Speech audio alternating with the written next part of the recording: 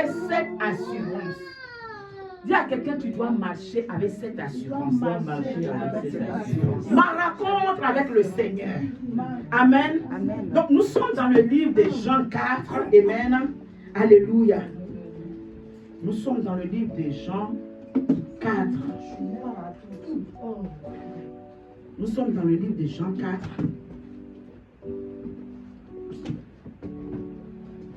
J'aime bien la version Semeur.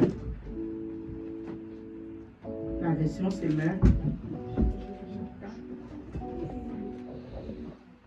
Jean 4. Est-ce qu'on a trouvé? Lisons ensemble. On va juste lire. Amen. Jean 4.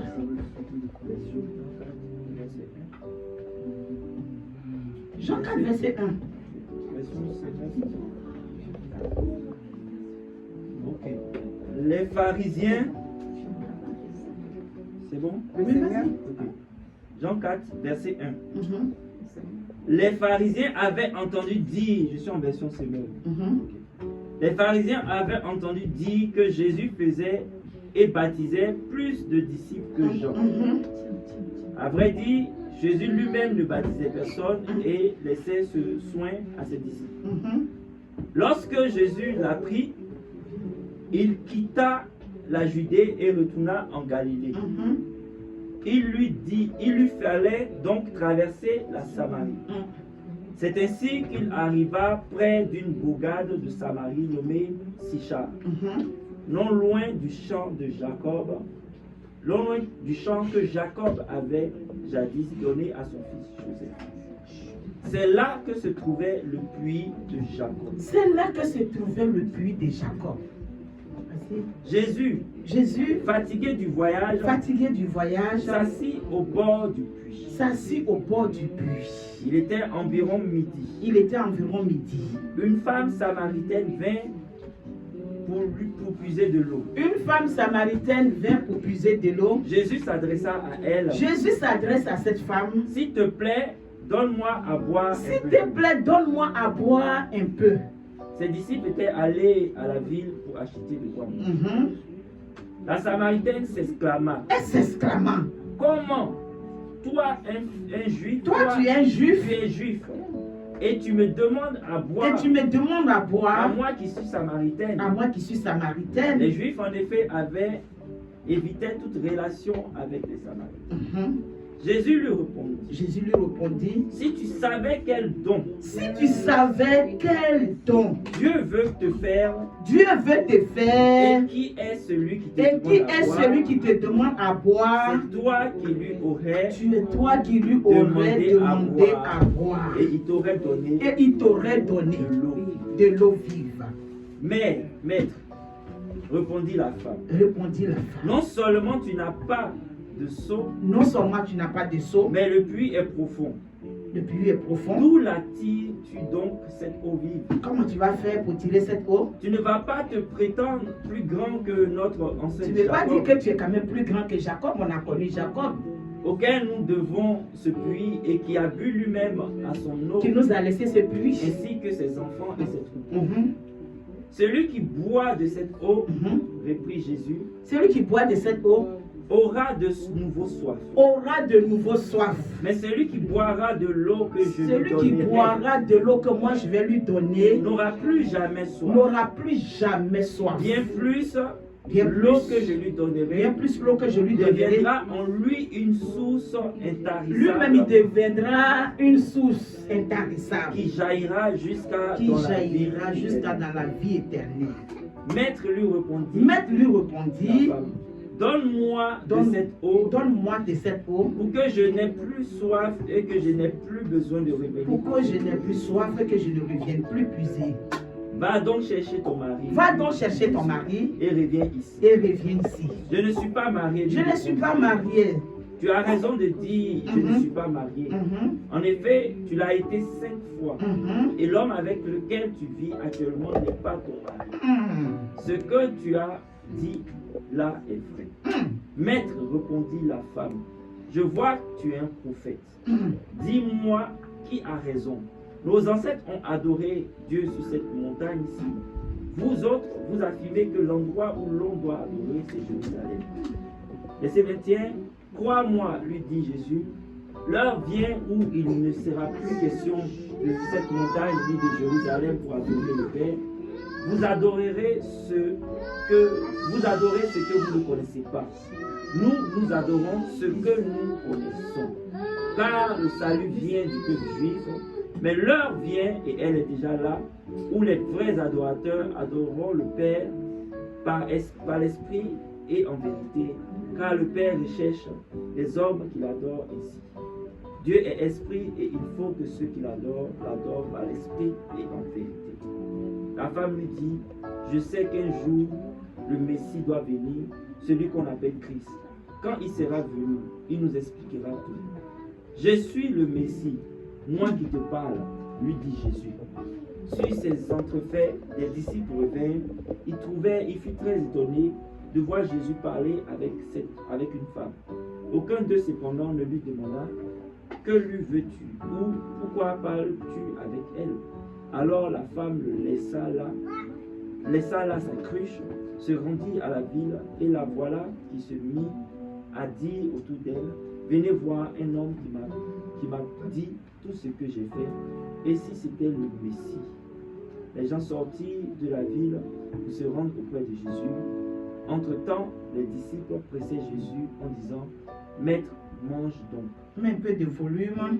Mais il leur dit, j'ai pour me nourrir un aliment que vous ne connaissez pas. Les disciples se demandaient donc entre eux, est-ce que quelqu'un lui aurait pu lui apporter à manger? Les mêmes disciples encore. Ce qui me nourrit, leur expliqua Jésus, c'est d'accomplir la volonté de celui qui m'a envoyé et de mener à bien l'œuvre qu'il m'a confiée. Vous dites en ce moment, encore 4 mois et c'est la moisson. N'est-ce pas?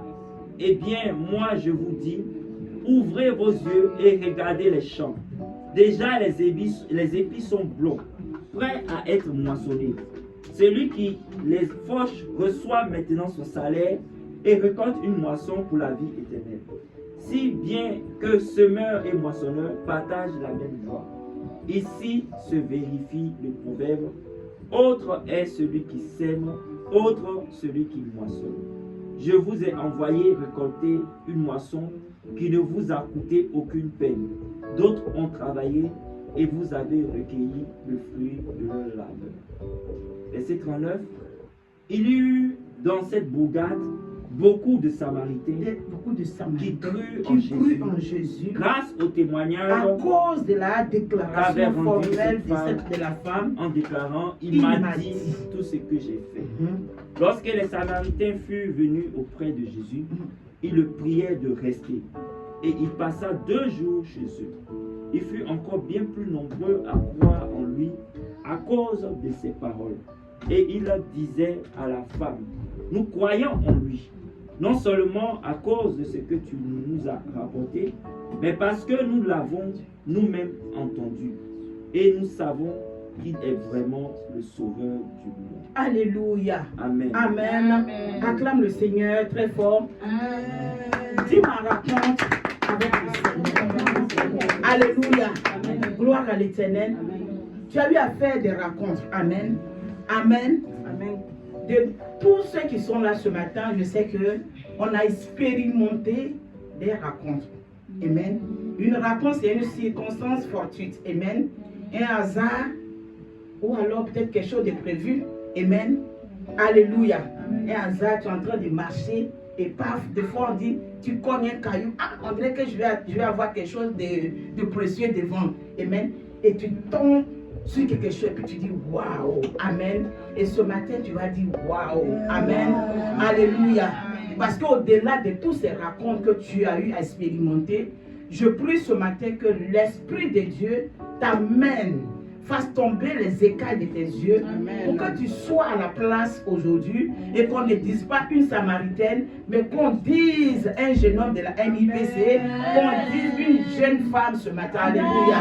Amen. Et c'est encore possible. Amen. C'est encore possible. Parce que le Seigneur dit quoi? La volonté de mon Père, c'est que j'aille, c'est-à-dire prendre, ouvrir les yeux aux aveugles, aller dans les prisons, dénicher les gens. Amen. Ceux qui sont sous l'influence de l'ennemi, ceux qui sont condamnés à des raisons qui ne peuvent pas s'exprimer. C'est ça ma volonté. On lui donne à manger, ses disciples viennent, ils s'inquiètent pour lui. Seigneur, il faut manger. Tu es fatigué. Regarde le voyage qu'on a parcouru. Amen. Dimanche dernier, tu as dit quoi? Toi aussi, Jésus ne t'oubliera pas. Amen. Il a parcouru. C'est-à-dire, il est quitté à des kilomètres. Et il est en train de partir. Et il passe par Samarie. C'est comme ça Jésus. Amen. Amen. Ces mêmes disciples lui disent, mange. On a marché. Amen. La distance qu'on a parcourue, elle est énorme. Il faut que tu manges, sinon tu vas tomber. Amen. Le Seigneur lui dit, il a dit, j'ai une seule volonté. Ma volonté, c'est de faire l'œuvre de mon Père. Qu'aucun d'eux ne se perde. Amen. Aucun d'eux ne reste en retard. C'est pourquoi j'ai dit à quelqu'un ce matin, Amen, gloire à l'Éternel, ne désespère pas. Amen. Ne baisse pas les bras. Certainement, tu n'as pas encore croisé le Messie. Tu n'as pas encore croisé la solution. Tu n'as pas encore croisé celui qui est la guérison. Tu ne l'as pas encore croisé. Et ce matin, je prie que tu le croises. Amen. Alléluia. Amen. Tu sais, façon tu vas le croiser, ça ne sera pas organisé par toi-même. Amen. Il n'y a pas d'organisation qui va être faite par toi-même. C'est pour ça ce matin, le Seigneur n'arrête pas de nous parler. Amen. Il faut qu'on soit présente. Il faut qu'on continue de le servir. Même dans les afflictions. Amen. Amen. Même dans le manque. Même dans la persécution. L'apôtre Paul dit, qui nous séparera de l'amour de Dieu? Amen. Même là où tu es bloqué et tu vois que ça ne va plus du tout, sais-le. Espère en lui. Amen. Gloire à l'Éternel. Parce que lui, il a une volonté. Donc, il vient vers toi. Tu ne le sais pas, mais il arrive. Il faut dire à quelqu'un, Jésus est là. Jésus est là. Il faut dire à quelqu'un, Jésus est là. Jésus est là. Alléluia. Donc, la Bible est en train de nous parler de cette Samaritaine. Amen. Gloire à l'Éternel. C'est une Samaritaine. Donc, c'est une femme, une personne à part. De par ses origines. Gloire à l'Éternel. Chargé, fatigué. Quand tu es chargé, fatigué, il y a des langages que tu peux tenir. Amen. Quand tu es chargé, fatigué, il y a un miroir que l'ennemi met devant toi. Pour ne pas que tu vois. Elle a l'habitude d'aller puiser de l'eau. Amen. Elle a l'habitude, sans doute, en groupe, d'aller puiser de l'eau. Mais la Bible nous enseigne qu'elle était seule ce jour-là. Il y a des soucis qui font que tu es résigné en toi-même. Tu es en retrait. Parce que tu es en honte de toi-même. Tu penses que ça a tellement pris l'odeur que tout le monde sent ton odeur. Tout le monde, quand tu passes, les gens te regardent. Quand quelqu'un est en train de regarder, tu dis, oh ça c'est moi, ils sont en train de regarder. Quelqu'un est en train de sourire, oh, ça on dirait que c'est moi, c'est de moi, ils sont en train de se moquer. Amen. Une fois j'étais dans le métro, je l'ai même dit aux enfants, à Montparnasse, dans le tunnel, je faisais une correspondance et je me suis trompée, donc je retournais, ce n'était pas la bonne correspondance. Donc j'étais en train de me retourner et quand je me retournais, il n'y avait plus vraiment grand monde dans le couloir où j'ai passé. J'ai rencontré une jeune dame en forme, elle est bien en forme. Elle venait, moi je partais et on s'est dépassé. Donc j'ai regardé pour lire bien les choses. Elle a commencé à dire, tu as un problème. Tu as un problème. Elle a commencé à, c'est-à-dire m'allumer, elle a commencé à parler, penser que c'est elle que je regardais. Et quand elle a dit, tu as un problème, moi j'ai pensé qu'elle était... Donc je voulais répondre pour dire, ça dit, c'est parti en même temps. Commencer à me bombarder. Et il y a un monsieur qui venait de son côté, qu'elle connaît bien, donc le monsieur dit, mais c'est qui? Elle a commencé à lui expliquer. Il dit, mais elle est où? J'ai commencé à m'insulter. Je ne sais pas s'il venait. Donc moi, j'ai accéléré mes pas et je suis partie. En fait, comme elle est en forme grosse, elle se dit que c'est elle que je suis en train de regarder. Mais ce n'est pas elle que je regardais. Tu comprends? Ce n'est pas elle que je regardais. Donc il y a des situations des fois dans lesquelles où nous sommes, où on devait quand même lever les yeux pour dire, même si tout le monde m'abandonne, même si tout le monde n'a pas la bonne parole pour me consoler, mais il y a un Dieu qui a le dernier mot.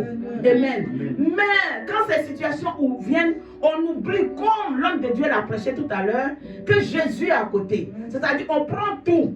Amen. Même ceux qui sont autour de toi, tu peux les prendre comme tes ennemis. Amen. Parce que pourquoi ils sont comme ça? Pourquoi moi je ne suis pas comme ça? Pourquoi c'est à moi que ça arrive? Pourquoi c'est rentré, c'est sorti ici? Alors que toi tu as ta raconte, l'autre a sa raconte. Amen. Amen. Tu as ta raconte à faire, l'autre a sa raconte à faire. Tu ne sais pas comment l'autre a fait pour arriver là-bas. Si la personne, l'autre est en train de sourire aujourd'hui, si l'autre est en train de danser aujourd'hui à 5 mouchoirs, c'est parce qu'elle a vécu une raconte. Elle est passée par l'homme de la vallée de la mort et cette personne a eu l'assurance qu'au bout de la vallée, il y a quelqu'un qui va lui répondre. J'ai prié et j'ai prié ce matin que la force spirituelle soit ton partage. Jésus part, il passe par la Samarie. De Samarie, il arrive à Sichem. Il est fatigué. Il s'assoit sur un puits. Et voici une autre personne fatiguée aussi qui vient puiser de l'eau tout seul, en train de bavarder elle seule. Ma vie est comme ça. Je n'avance pas, je ne recule pas, je ne bouge pas. C'est cela, c'est celui. Comment je vais faire? Et croise Jésus. Amen. Pour que tu puisses savourer, pour que tu puisses savoir que Jésus est avec toi. Amen. Alléluia. Il faut que tous les jours de ta bouche, ce qui est vrai, ce qui est honorable, ce qui est bon, des chants d'adoration, d'allégresse, soient de ta bouche. Amen. Amen. Alléluia. Amen. Gloire à l'Éternel. Jésus lui dit, donne-moi à boire. En fait, on n'a rien et on veut faire comme si on a. Jésus lui dit, donne-moi à boire. Amen. Elle dit à Jésus, pourquoi tu me demandes à boire? Toi, tu es juif, moi, je suis samaritaine. Mais tu es samaritaine, donne-moi à boire. Amen. Amen. Si tu es samaritaine, donc donne-moi à boire. L'eau, c'est l'eau, non? En fait, ce n'est pas ce qu'on t'a demandé. On dit, donne-moi à boire. Gloire à l'Éternel. Amen. Faut dire à quelqu'un, fais ta rencontre avec Dieu. Faut dire à quelqu'un, fais ta rencontre avec Dieu. Jésus dit, donne-moi à boire. Est-ce que Jésus a demandé quelque chose d'autre? Ta pièce d'identité, c'est là où? Est-ce qu'il a demandé qui je suis, qui je ne suis pas? Regarde, c'est-à-dire la prison dans laquelle l'ennemi nous met. Il nous met dans cette prison. Amen. C'est-à-dire, moi, où je suis là, je ne peux plus rien faire.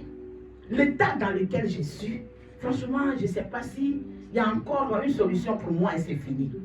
Il n'y a plus rien à faire. Moi, je suis là, c'est-à-dire, j'attends seulement. Il va venir m'enlever, je suis fatigué même. Amen. Il n'y a rien, il n'y a pas de changement. C'est ce genre de dialogue. Sinon, on t'a demandé donne à boire. Si réellement tu as de l'eau, tu prends, tu donnes, non? Combien j'ai menti? Tu prends, tu donnes. Donc la discussion s'en va. Jésus sait que les Samaritains ne connaissent pas Jésus, ne connaissent pas Dieu. Ils adorent Dieu selon leur loi, c'est-à-dire selon la chair. Il sait.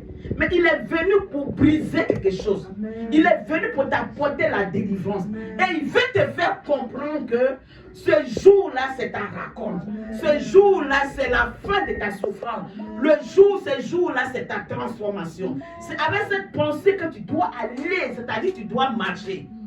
La discussion a duré. Je n'ai pas de l'eau, tu as de l'eau. Je suis samaritaine, tu es juif. Non, c'est toi, c'est pas moi. Amen. Alléluia. Jésus lui dit, si tu connaissais le don et celui qui est, celui qui te dit, donne-moi à boire, toi-même, tu lui aurais demandé de donner de l'eau. Et il t'aurait donné. Alléluia. Si tu connaissais le don, et tu connaissais celui qui te dit, donne-moi à boire, toi-même tu es assis là, tu lui aurais dit, je m'incline devant toi, mon Seigneur. Je m'abandonne, toi, roi de roi. Donne-moi à boire. La connaissance de Dieu. Philippiens 3, verset 10. Philippiens 3, verset 10. Philippiens 3, verset 10.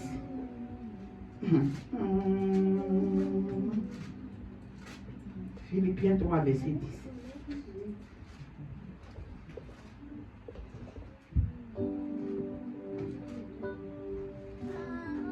Il dit, c'est ainsi que je pourrais connaître Christ, c'est-à-dire expérimenter la puissance de sa résurrection et avoir part à ses souffrances en devenant semblable à lui jusqu'à dans sa mort, afin de parvenir, quoi qu'il arrive, à la résurrection. Connaître Christ ne se limite pas seulement à clamer et puis partir à la maison. Amen. Connaître Christ ne se limite pas à venir chauffer le pain. Mais connaître Christ va au-delà d'une relation, d'une intimité où personne ne peut rentrer. Est-ce que quelqu'un sait qu'il a une rencontre à faire? Est-ce que quelqu'un sait qu'en dehors de là où il est assis, il y a quelque chose de grand qui est en lui, qui est en train de bouger, qui doit sortir? Amen. Il y a quelque chose de grand en toi. Il y a une destinée parfaite qui est en toi. Amen. Il y a le héros en toi qui dort. Quand il m'a dit ma rencontre avec Dieu, il y a quelque chose qui va te faire rire. Ça dit, il y a des gens qui vont échapper, mais je prie que ça ne soit pas notre cas.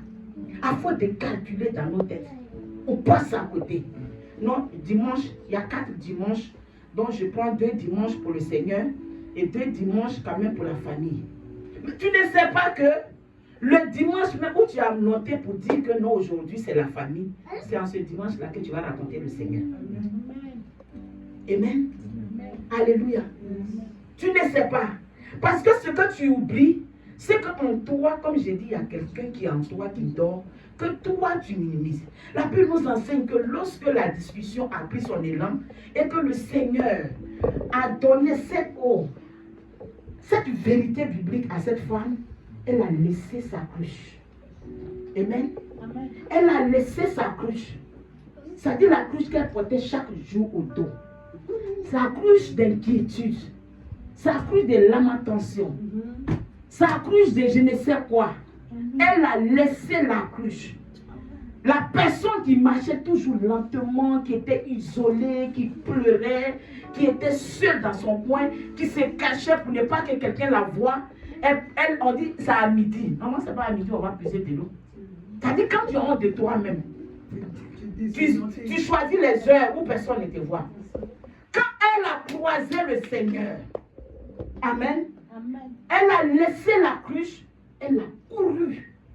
Elle est partie dans son village. Elle avait dit quoi? Elle dit, venez voir. Il y a quelqu'un. J'ai expérimenté des racontes. J'ai eu des racontes à faire. Mais je viens de raconter une personne exceptionnelle. Amen. Mais dis-moi, est-ce que cette personne-là, c'est quelqu'un avant qui était écouté? Non. Est-ce qu'avant, elle était écoutée? Elle pouvait rentrer dans le village en courant comme ça et en criant. Amen. Amen. Quand la réponse est faite, elle a couru. C'est la dame qui passe toujours ici, voilée, la femme toujours cela. C'est elle qui crie. Mais c'est quoi son histoire? Mais c'est quoi son message? Venez. Écoutez quelqu'un. Venez voir quelqu'un. Lorsque tous les hommes sont venus, ils ont dit, le témoignage de la femme nous a impactés. Amen. C'est-à-dire, de là où elle est devenue le témoin de Christ. Elle est devenue le témoin de Christ. Dis avec moi, elle est devenue le témoin de Christ. Son langage a changé. Les gens pouvaient demander, mais où est sa cruche? Le Seigneur a pris sa cruche et il lui a donné la liberté. Le Seigneur a pris son fardeau et il lui a donné la joie. Il lui a donné la délivrance. Elle pouvait aller désormais de ville en ville pour dire venez, venez, venez, venez. Mais quand on va calculer ses origines, elle est samaritaine. Quelqu'un qui ne mérite pas cela. Amen. Amen. Amen. Alléluia. Amen. Amen. C'est comme le cas de Gédéon. Gédéon, ce vaillant héros. Ce vaillant héros. Cet homme qui était amené à diriger. Un héros. Quelqu'un qui était amené à commander. Il était dans les plaintes. Dans l'inquiétude. Mais si Dieu est avec nous, pourquoi on vit ces situations? Mais si le Seigneur est là, pourquoi ça nous arrive? Mais pourquoi c'est ça?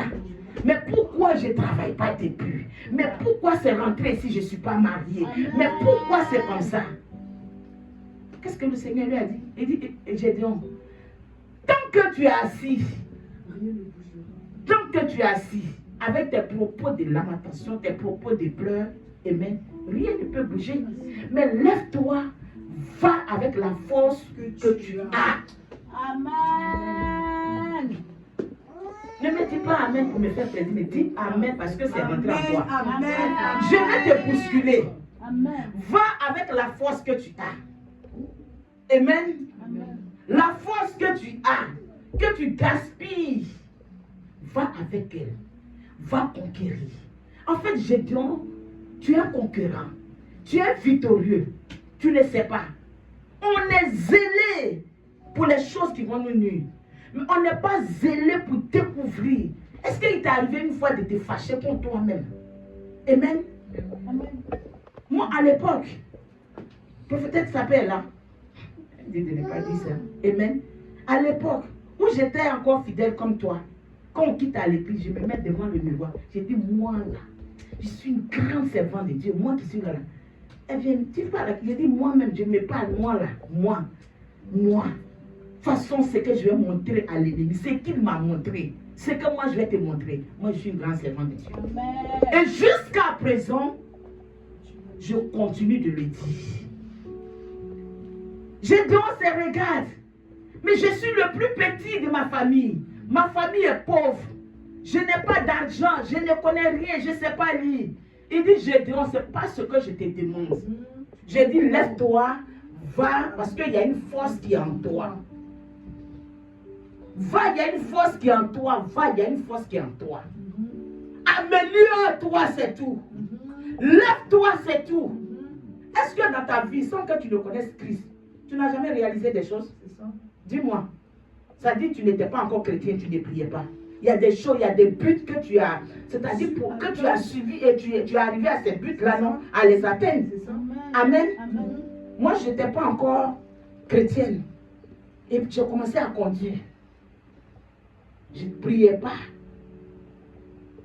Alléluia. Amen. Est-ce qu'il n'y a pas de buts que tu as atteints? Est-ce qu'il n'y a pas de victoires que tu as pu obtenir sans même que tu ne sois chrétien? Amen. Il y a des distances, même il fait nuit, il y a des heures terribles. Tu te lèves, tu dis non, je dois aller.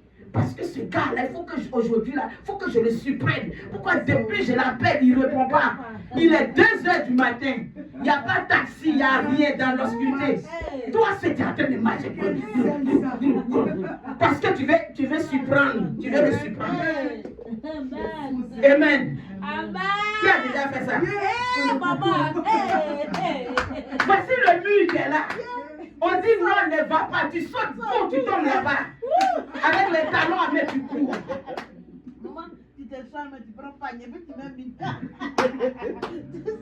Et puis tu t'en vas. Tu t'en vas. Amen. Mais cette force-là vient d'où?